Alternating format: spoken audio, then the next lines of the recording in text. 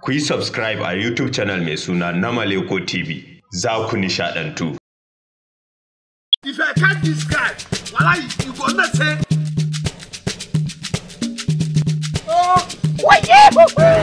Makarantar ƙauye. Dukanki cikin break na ji wani yayi fada. Dukanki ce zai dukuta. Ki ga ni muguwa ce. Makarantar ƙauye. Ga wani sabo daga kamfanin da ke kawo muku fina-finai iri-iri. H-Bar Wasa Nigeria Limited ke gabatar muku da wannan wasan barkwancin wato Makarantar ƙauye. Bisa za ka rika mana wanga da kafirci anan. Ɗan ka dade, I say nothing to say. Ka koma don ubanka.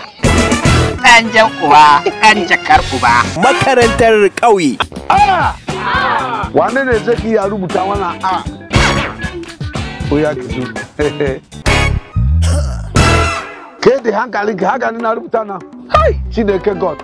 Na sai ki fada sunan kare da turanci. Babanmu baya yin turanci. Shi yasa nake so in tuno. Kare? Kare. Shut up! 1, 2, 1, 2.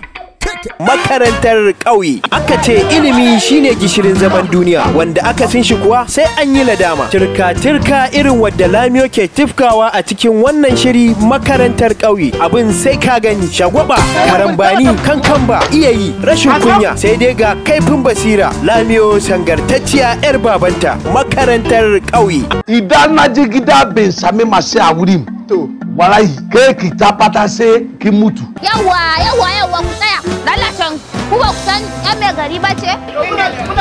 Malam ba yana zuwa da mashin ba? Yau malam na nan yana faman shan tura mashin. Makarantar ƙauye. Wannan shiri ya hada da 'yan wasa kamar haka: Ahmad Aliyu Tage, Abdulsalam Obinna, Yado Yabanya, Umar Bigi Zaria, sai Shakuri Kundum, Samira Abubakar a matsayin Lamiyo. Ci gaban shiri Malam Musa Isa, labari bin Sa'id Abu Sa'id. Lamiyo mai rabawa kowa aiki, dan kuwa ta raba kowa ya kwasa. Shiryawa Honorable Hamisu Bawasa, mataimakiyar mai bada umarni Hajiya Fatima Lamat, bada umarni Dukko Yakubu. Makarantar ƙauye yana nan tafe.